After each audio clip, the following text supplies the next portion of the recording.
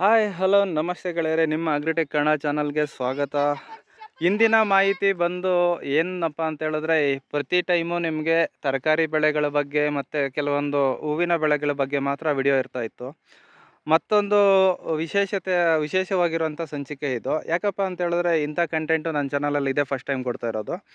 ಈ ವಿಡಿಯೋದಲ್ಲಿ ಏನಪ್ಪ ನೋಡ್ತಾ ಇದ್ದೀರಾ ಅಂತ ಹೇಳಿದ್ರೆ, ನೀವು ನಾರ್ಮಲಾಗಿ ಯಾವುದಾದ್ರೂ ಮದುವೆಗಳಿಗೆ ಸಮಾರಂಭಗಳಿಗೆ ಹೋದಾಗ ಪ್ರತಿಯೊಂದು ಹೂಗಿಂತ ಹಿಂದ್ಗಡೆ ಒಂದು ಗ್ರೀನ್ ಆಗಿರುವಂಥ ಒಂದು ಇದಾಗ್ತಾರೆ, ಗಿಡಗಳನ್ನ ಹಾಕ್ತಾರೆ. ಸೊ ಅದು ಏನು ಗಿಡಗಳು ಮತ್ತು ಯಾವ ರೀತಿ ಇದೆ ಫ್ಲ್ಯಾಟು, ಕಟಿಂಗ್ ಎಷ್ಟು ದಿನಕ್ಕೆ ಮಾಡ್ತಾರೆ, ಮತ್ತು ಇದ್ರ ಬಗ್ಗೆ ಎಲ್ಲ ಒಂದು ಪುಟ್ಟದಾದ ಮಾಹಿತಿ ಕಲೆಕ್ಟ್ ಮಾಡೋಣ ಅಂತ ಬಂದಿದ್ದೀನಿ ನಿಮಗೋಸ್ಕರ.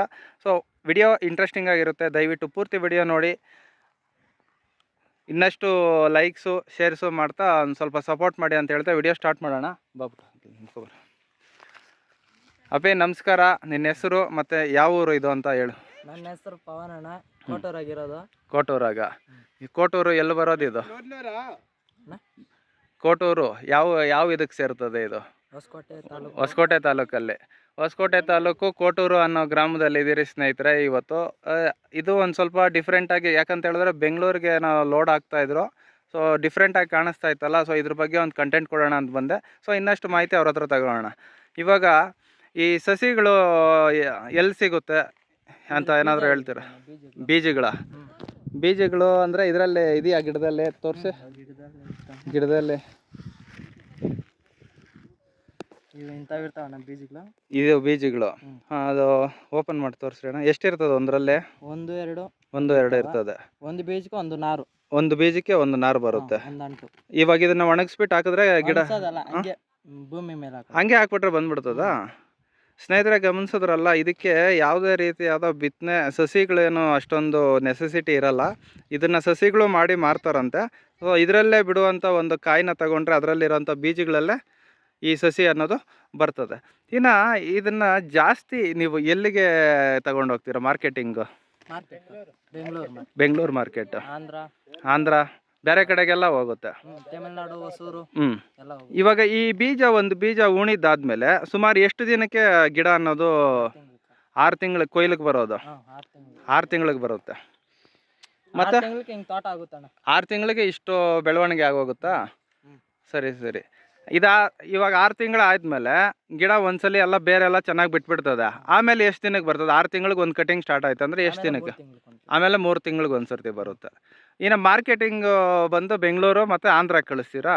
ಬೆಂಗಳೂರು, ಆಂಧ್ರ, ಬಳ್ಳಾರಿ, ಮೈಸೂರು, ತಮಿಳ್ನಾಡು. ಇದು ಯಾವ ರೀತಿ ಲೆಕ್ಕಾಚಾರ? ಇದು ಕಟ್ ಲೆಕ್ಕ ಮಾರ್ತೀರಾ ಅಥವಾ ತೂಕದ ಲೆಕ್ಕ ಮಾರೋದಾ? ಕಟ್ ಲೆಕ್ಕ ಮಾರ್ತೀರಾ. ಸೊ ಕಟ್ ಅಂದರೆ ಒಂದು ಎಷ್ಟಪ್ಪ ಕಟ್ತೀರಾ? ಒಂದು ಯಾವ್ದಾದ್ರು ತೋರಿಸ್ರಿ. ಇದು ಒಂದು ಕಟ್ಟು. ಸ್ನೇಹಿತರೆ ನೋಡೋದ್ರಲ್ವಾ, ಮಾಮೂಲಿ ನಾವು ಕೊತ್ತಂಬರಿ ಸೊಪ್ಪು, ಪುದೀನ ಸೊಪ್ಪು, ಇನ್ನೊಂದು ಸೊಪ್ಪು ಎಲ್ಲ ಕಟ್ಟೆಗಳು ಕಟ್ಟಿದಂಗೆ. ಸೊ ಇದನ್ನು ಕಟ್ ಲೆಕ್ಕಾಚಾರದಲ್ಲಿ ಮಾರ್ತಾರಂತೆ. ನೀವು ಗಮನಿಸಿರ್ತೀರ, ಯಾವುದೇ ಡೆಕೋರೇಷನಲ್ಲೂ ಇದು ಇದ್ದೇ ಇರುತ್ತೆ. ಹಿಂದ್ಗಡೆ ಬ್ಯಾಕ್ಗ್ರೌಂಡಲ್ಲಿ ಗ್ರೀನ್ ಎಷ್ಟಿರುತ್ತೆ ಅದ್ರ ಮೇಲೆ ಹೂವು ಹಾಕಿರ್ತಾರೆ. ಸೊ ಇದು ಅಷ್ಟೊಂದು ಯಾರು ವಿಡಿಯೋಗಳು ಮಾಡಲ್ಲ ಇದ್ರ ಬಗ್ಗೆ. ಇದರ ಹೆಸರು ಆಸ್ಪರ್. ಓಕೆ, ಈಗ ಈ ಒಂದು ಕಟ್ಟಿದ್ದೀರಲ್ಲ, ಸೊ ಇದು ಎಷ್ಟು ರೂಪಾಯಿಗೆ ಸೇಲ್ ಆಗುತ್ತೆ ಒಂದು ಅಂದಾಜು? 15 ರೂಪಾಯಿ. ಆರ್ಡರ್ ಟೈಮಾಗ 50 ಹಂಗೋಗುತ್ತೆ. ಈಗ ಇದು ಫಂಕ್ಷನ್ಗಳಿಲ್ಲ ಅಂದಿದ್ದ ಟೈಮಲ್ಲಿ 15 ನಾವು ಕೀಳೋದು 1.5 ರೂಪಾಯಿ. ನೀವು ಒಂದು ಕಟ್ ಕೀಳೋದಕ್ಕೆ ನಿಮಗೆ 1.5 ರೂಪಾಯಿ. ನೀವು ಹಂಗಾದ್ರೆ ಒಂದು ದಿನಕ್ಕೆ ಎಷ್ಟು ಕಟ್ ಕೀಳ್ತೀರಾ ಒಬ್ಬೊಬ್ರು? ನಾವು ಆರ್ಡ್ರ್ ಇದ್ರೆ 1000. ಒಬ್ಬೊಬ್ರು 1000 ಕಟ್ ಕಿತ್ಬಿಡ್ತೀರಾ? ಬೆಳಗ್ಗೆ ಎಷ್ಟೊತ್ತಿಗೆ ಸ್ಟಾರ್ಟ್ ಮಾಡ್ತೀರಾ? 7 ಗಂಟೆ. ಈಗ ಹಂಗಾದ್ರೆ ನಾರ್ಮಲ್ ಆಗಿ ರೇಟ್ಗಳು ಕಡಿಮೆ ಅಂತ ಹೇಳಿದ್ರೆ ಒಂದು 15 ರೂಪಾಯಿ ಆ ಥರ ಇರ್ತದೆ. ಫಂಕ್ಷನ್ಗಳು ಜಾಸ್ತಿ ಇದ್ರೆ ಒಂದು 50 ರೂಪಾಯಿವರೆಗೂ ಹೋಗುತ್ತಾ? ಸೊ ಇಷ್ಟೆಲ್ಲ ಪ್ರೈಸಸ್ಸು ಯಾವ ರೀತಿ ಅಂತ ಹೇಳಿದ್ರೆ, ಒಂದು ತರಕಾರಿ ಬೆಳೆಗಳಿಗೂ ಅಷ್ಟೇ ಯಾವ ರೀತಿ ಪ್ರೈಸುಗಳು ಡೌನು ಅಪ್ ಇರುತ್ತೋ ಈ ಬೆಳೆಗೂ, ಆಸ್ಪರ್ ಅನ್ನೋ ಈ ಡೆಕೋರೇಷನ್ ಬೆಳೆಗೂ ಅದೇ ರೀತಿ ಇರುತ್ತೆ. ಸೊ ಇದನ್ನು ಕಟಾವು ಮಾಡಿ ನಂತರ ಈ ಥರ ಬಂಚಸ್ ಮಾಡಿ ಮಾರ್ಕೆಟ್ಗೆ ತಗೊಂಡು ಹೋಗ್ತಾರೆ. ಅಲ್ಲಿ ಯಾರ್ಯಾರೋ ಡೆಕೋರೇಷನ್ಗೆ ಬೇಕಾಗಿರುತ್ತೋ ರಿಕ್ವೈರ್ಮೆಂಟು ಅವ್ರು ಬಂದು ಅವತ್ತಿನ ಬೆಲೆಗಳು ಏನಿರ್ತದೋ ಅದನ್ನು ಕೊಟ್ಟು ತಗೊಂಡು ಹೋಗ್ತಾರೆ. ಅಣ್ಣ ಇದು ತುಂಬ ಗಟ್ಟಿಯಾಗಿರುತ್ತಾ? ನೀವು ಏನು ಕುಡ್ಗೋಲು ಅದೆಲ್ಲ ಯೂಸ್ ಮಾಡಲ್ಲ ಕೊಯ್ಯೋದಕ್ಕೆ? ಒಣಗೋಗ್ಬಿಡ್ತದೆ. ಸ್ನೇಹಿತರೆ ನೋಡಿದ್ರಲ್ವಾ, ಈ ರೀತಿ ಕುಡ್ಗೋಲಲ್ಲೆಲ್ಲ ಕೊಯ್ಯಕ್ಕೆ ಹೋದರೆ ಗಿಡ ನಂಜಕ್ಕೆ ಹೋಗ್ಬಿಡುತ್ತಂತೆ. ಸೊ ಇದೇ ರೀತಿ ಕೈಯಲ್ಲಿ ತೆಗಿಬೇಕಂತೆ. Gloves use ಮಾಡಲೇಬೇಕಲ್ಲಣ್ಣ? ಇದೆಲ್ಲ ಮುಳ್ಳಂಗೆ ಐತೆ. ಅಲ್ಲ ಈಗ ಹ್ಞೂ ಕಿಲ್ತಾ ಇಲ್ಲ ಈಗ ಹಿಂಗೆ ಹ್ಞೂ ಕಿತ್ಬಿಟ್ಟು ಹಾಂ. ಹಾಕ್ಬೇಕು. ಈಗ ಬೆಳಗ್ಗೆಯಿಂದ ಎಷ್ಟು ಕಟ್ ಕಿತ್ತಿದ್ದೀರಾ ನೀವು? ಆಗೈತೆ ಎಷ್ಟಾಗೈತೆ? 600 ಅದು 600. 600. ಸಾಯಂಕಾಲ ಅಷ್ಟೊತ್ತಿಗೆ 1000 ಮಾಡಾಕ್ತೀರಾ? ಇವಾಗ ಅಷ್ಟೇ, ಇನ್ನೊಂದು 100 ಸ್ನೇಹಿತರೆ ನೋಡಿದ್ರಲ್ವಾ, ಬೆಳಗ್ಗೆಯಿಂದ ಸರಿ ಸುಮಾರು ಒಂದು 600 ಕಟ್ಟಷ್ಟು ಕಿತ್ತಿದ್ದಾರೆ. ಸೊ ಇನ್ನು ಸಂಜೆ ಅಷ್ಟೊತ್ತಿಗೆಲ್ಲ ಒಂದು 100 ಕಟ್ಟಷ್ಟು ಒಬ್ಬೊಬ್ಬರು ತೆಗಿತಾರೆ.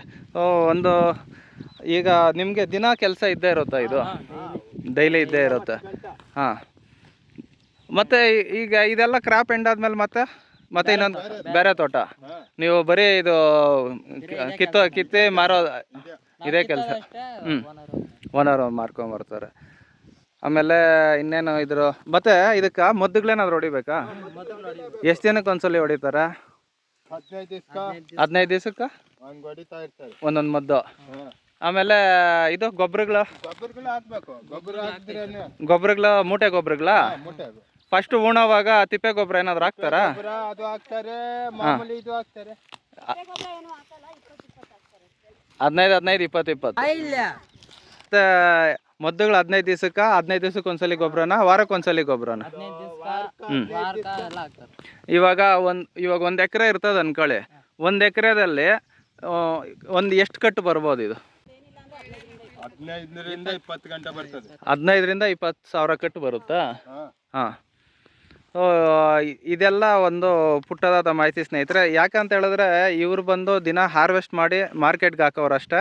ಸೊ ಇದ್ರದ್ದು ಮೈನ್ ಬಂದು ಫಾರ್ಮರ್ ಬಂದು ಅವರು ಇರಲಿಲ್ಲ, ಅದಕ್ಕೆ ಇವ್ರ ಹತ್ರ ವಿಡಿಯೋ ತಗೊತಾ ಇರೋದು. ಇವ್ರಿಗೆ ತಿಳಿದಿರೋ ಅಷ್ಟು ಮಾಹಿತಿ ಇವ್ರು ಶೇರ್ ಮಾಡ್ಕೊಂಡಿದ್ದಾರೆ. ಇನ್ನು ಗಿಡದಲ್ಲಿ ಬಂದು ನಿಮಗೆ ಕಾಯಿಗಳು ಬೀಜಗಳು ತೋರಿಸ್ಬೇಕಂದ್ರೆ ಇಲ್ಲೆಲ್ಲೋ ಒಂದೇ ಒಂದು ಗಿಡದಲ್ಲಿ ಕಾಣಿಸ್ತಾ ಇತ್ತು ಆಗಲೇ. ಯಾವ ಏರಿಯಾ ನಿಮ್ದು? ನಂದು ಮಾಲೂರು. ಸರ್ ನಿಮ್ದು? ನಂದು ಮಾಲೂರು. ಹಾಂ, ಮಾಲೂರು ಹತ್ರ ಆಗುತ್ತೆ. ಮಾಲೂರು ಅಣ್ಣ, ಟೌನೇ.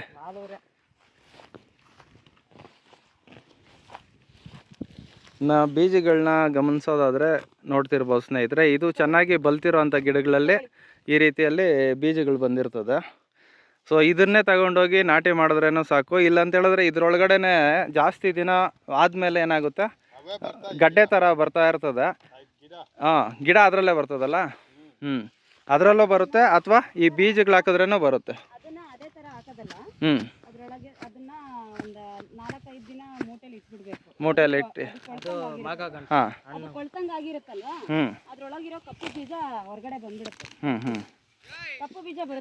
ಇದನ್ನ ತಗೊಂಡೋಗಿ ಆ ರೀತಿ ಮಾಡಬೇಕು. ನಿಧಾನ ಅದು ಒಣಗಿ ಆಮೇಲೆ ಬರುತ್ತೆ. ಸೊ ಹಾಂ ಹಾಂ ಸ್ನೇಹಿತರೆ ನೋಡಿದ್ರಲ್ವಾ, ಇದೆಲ್ಲ ಒಟ್ಟಾರೆ ಮಾಹಿತಿ ನಿಮಗಾಗಿ ಒಂದು ಹೊಸದಾಗಿತ್ತು. ಇದನ್ನು ಯಾರಾದರೂ ಮಾಡೋರಿತ್ತು ಅಂತ ಹೇಳಿದ್ರೆ ನೀವು ಎಲ್ಲಾದರೂ ನರ್ಸರಿಗಳು ಅಲ್ಲಿ ವಿಚಾರಣೆ ಮಾಡಿ ಖಂಡಿತ ಮಾಡ್ಬೋದು.